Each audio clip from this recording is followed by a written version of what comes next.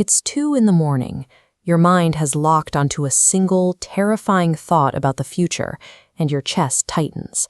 The space between waking and sleeping dissolves, and you're left staring at the ceiling with no defenses left.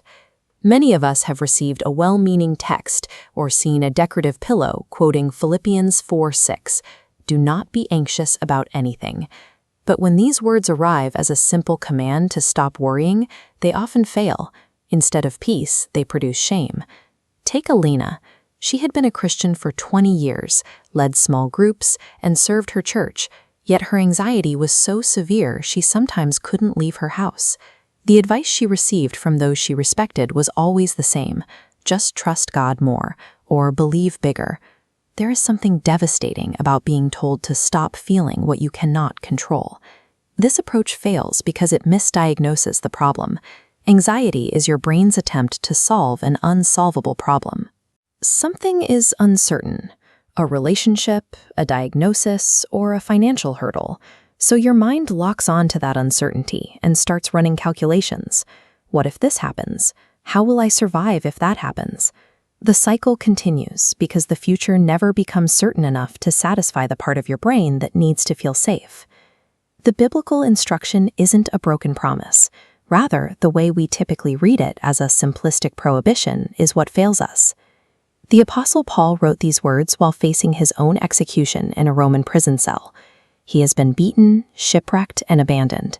He is speaking from his experience with suffering, handing us the map he used to find peace. In Philippians 4, Paul provides a way to redirect the energy anxiety spends spinning in circles.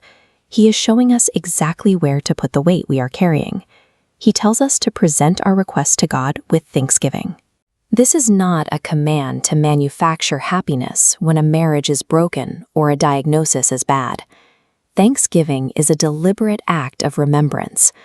When you come to God with your history, the memory of times He has come through before, it puts your fear in context. This deliberate remembrance interrupts the future-focused calculation by introducing a known truth from your past. When we pray this way, the text says the peace of God will guard our hearts. In the original Greek, guard is a military term. It describes a garrison of soldiers stationed at a city gate to prevent a breach. Paul is describing peace as a standing army stationed at the entrance of your inner life. This garrison watches the door so that panic cannot breach the walls, even when the external circumstances remain unchanged. This is why the word everything is so vital. By naming a concrete fear and speaking it out loud, you drag it into the light and interrupt the internal loop. This process of reevaluating the threat is what psychologists call cognitive reappraisal.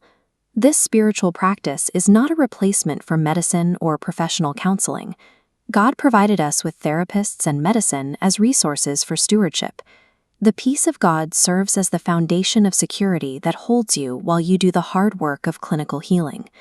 In the Gospels, a violent squall rises while Jesus and his disciples are crossing the Sea of Galilee. Waves are crashing into the boat, and the disciples are terrified while Jesus is asleep in the stern. He was in the boat the whole time. He was present in the storm before he ever spoke to the wind. He did not wait for perfect conditions to be with them. The promise of Philippians 4 is not that God will always immediately remove the source of your anxiety, but that He is in the boat. Peace is possible in the middle of the storm. To apply this, start with thanksgiving by naming 3 things you know to be true about God's faithfulness. Then name your fear specifically and honestly. Finally, release the outcome. Tell Him you are putting the weight down and leaving it with Him. For Elena, the change was gradual. She likened it to learning how to breathe deep after years of taking shallow, panicked breaths.